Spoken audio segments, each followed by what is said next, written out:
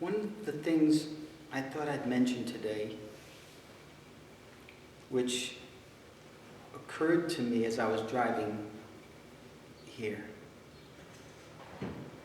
that the only real strength in the mind, when we talk about the mind's strength, having a strong mind, is in its absorption in being.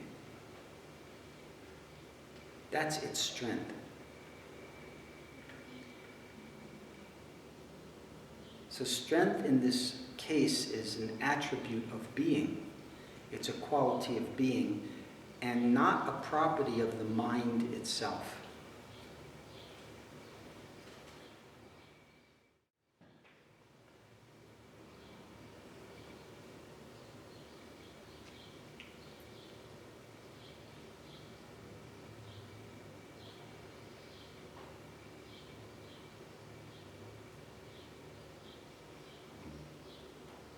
In other words, its strength comes from the degree to which it is absorbed in the being that transcends it, that exists just in back of it, at the root of the mind.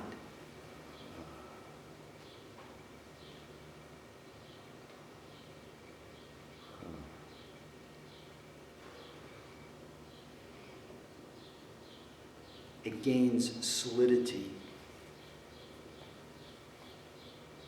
in that environment.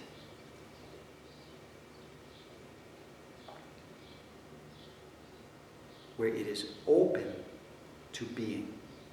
The mind is open to being. Not shut down and turned away in its own momentum.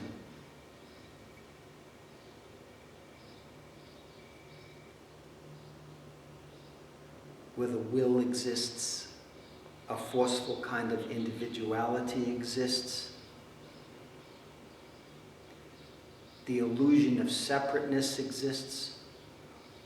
Those ideas or notions come from a mind that is not absorbed in being. And what does it mean for the mind to become absorbed in being? It means it loses itself, its private reality, or you could say it transcends itself,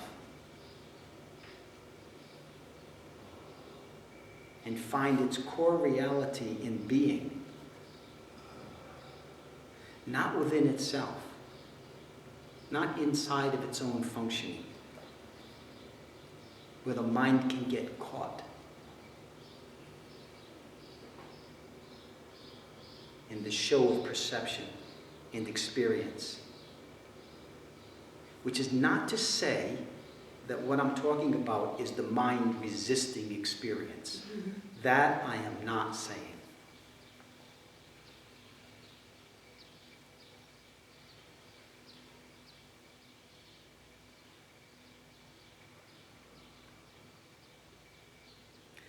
Thus, when the mind is absorbed in its source, it's like a tree absorbed with its full weight in the trunk, in this huge trunk that holds it, that holds and supports the whole thing.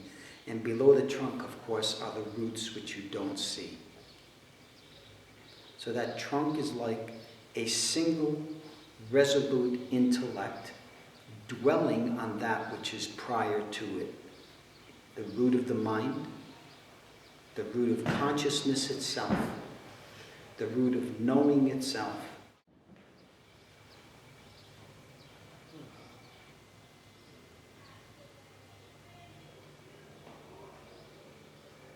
We're doing this now, what I'm talking about. I'm not talking about this. I'm talking inside of this with you in the hope that we can share this happening.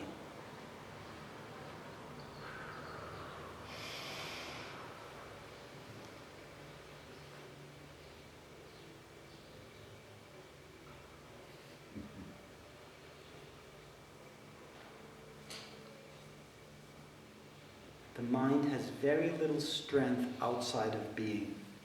Even though from an egocentric point of view, it might be just the opposite, where motivational therapists will tell you, try harder, think differently,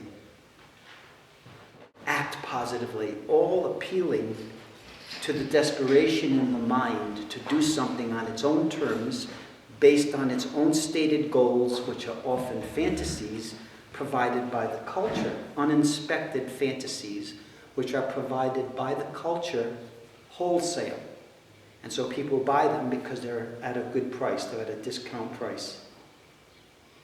Even though there's no real commerce going on in the way that we think of it with money, but there's a wholesale, uninspected purchase of ideas and concepts, and even the feelings then that are triggered by those concepts, and that's the customary reality.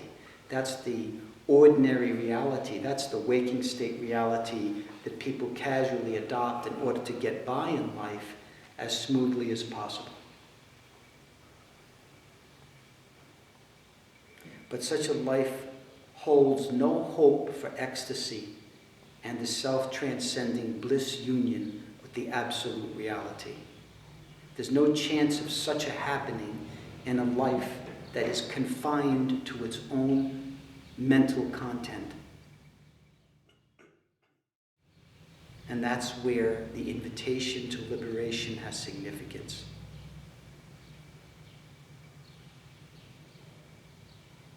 To invite the mind into a whole different kind of relationship with what it is rooted in, maybe even having a relationship with that for the first time, or if one is acquainted with that field of consciousness, then learning how to operate in it with grace, honesty, integrity, generosity, kindness, intelligence, awareness, all of these qualities and more. Compassion.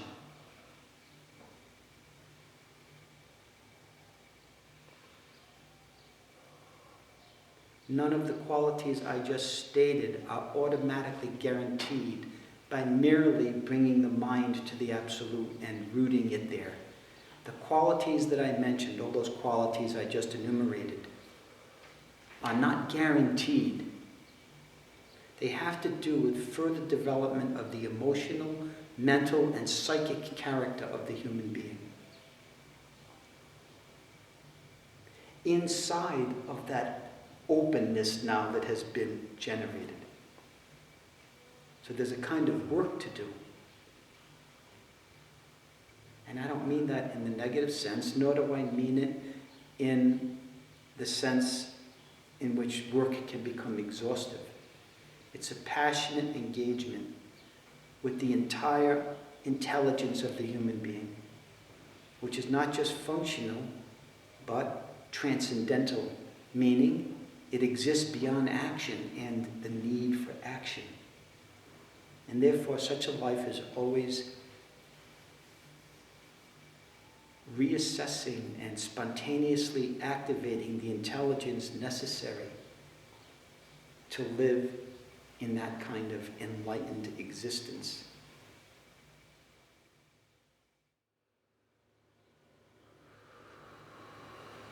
I have a question. Yes, please. So this outer reality, The outer reality, which is the reality of the waking state. Go ahead.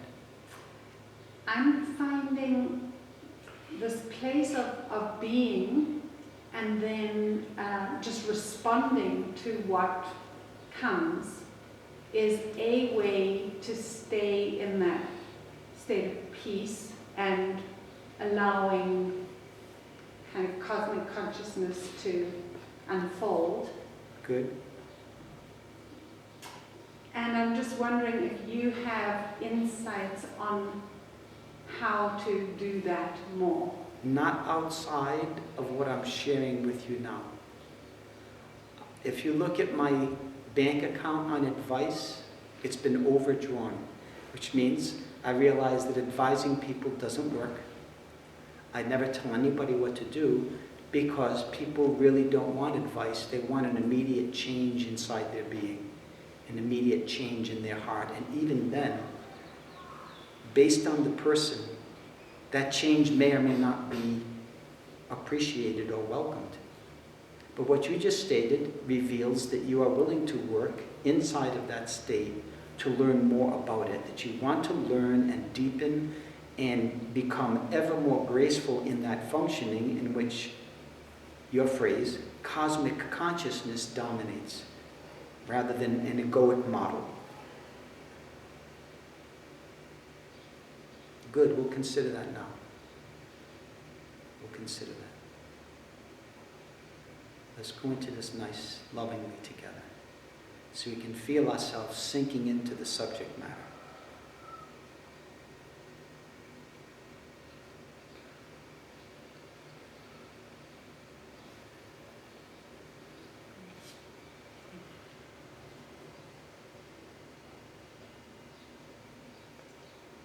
We're going to feel our way into being.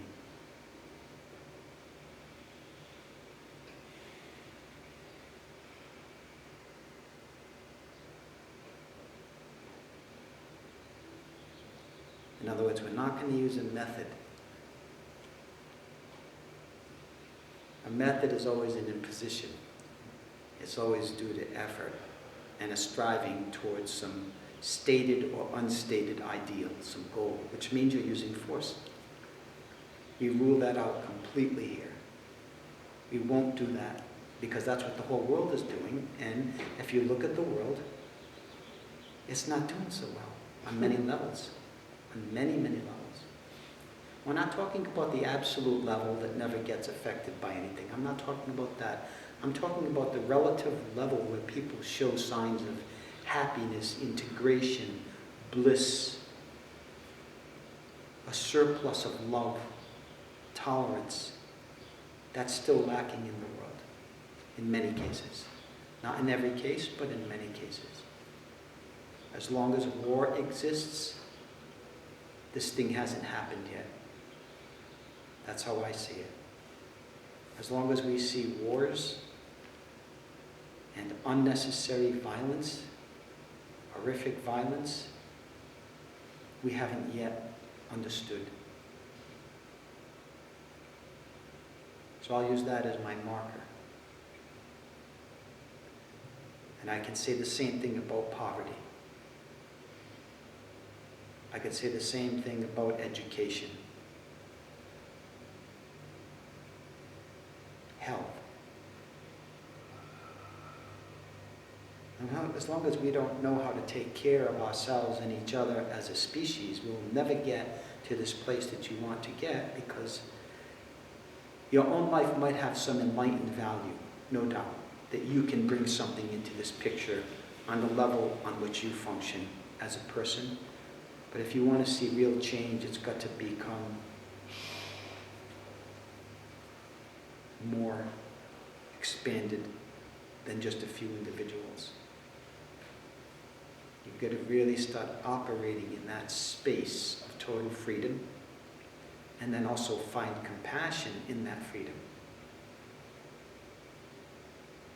There's no use being enlightened if you have no compassion. And there are such beings, believe it or not, that I'm telling you, there's a lot of development that goes on after the initial phase of awakening that has to do with educating the heart consciousness.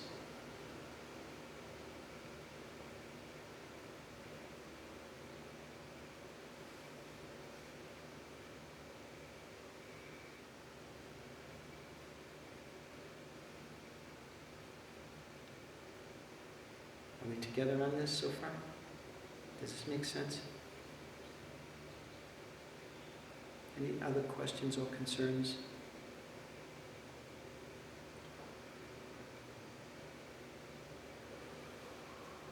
Just feel what's happening energetically in this room now. I'm pointing you there just to see if you can consciously connect to the transformation that's going on now in the atmosphere.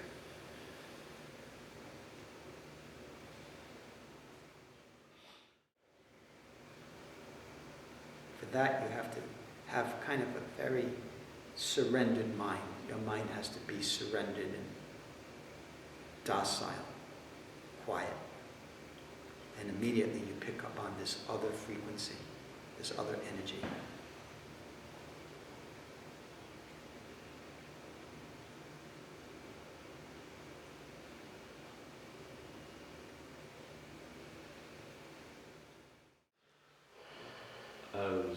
I've been experiencing, sitting here, just such a profound feeling of love that seems to be quite rare. Like, I don't often experience that any other place. And what I notice is that it just allows me to soften and just completely just like let everything go and just be rejuvenated by that. Like you were explaining, like the beingness, and yeah, it just feels really good to receive, and yeah, I was just reflecting on how uncommon that feeling is, you know, like being around most people, there's always like a need to present in a certain way or to like defend yourself, or like you don't know how, like if you let down your guard, how you're going to be treated, and being in your presence, I just feel like completely relaxed to just let everything go, and just it feels really supportive.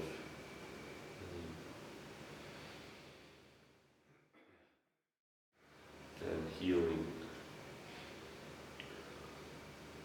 Everything is gone. You're right. And it's like someone was saying to me recently, I really like this, that like there's no such thing as unconditional love. It's either love or it's conditions. And like I feel that love here that has no conditions.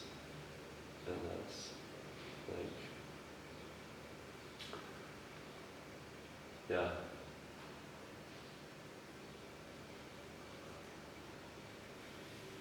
Not something I've always received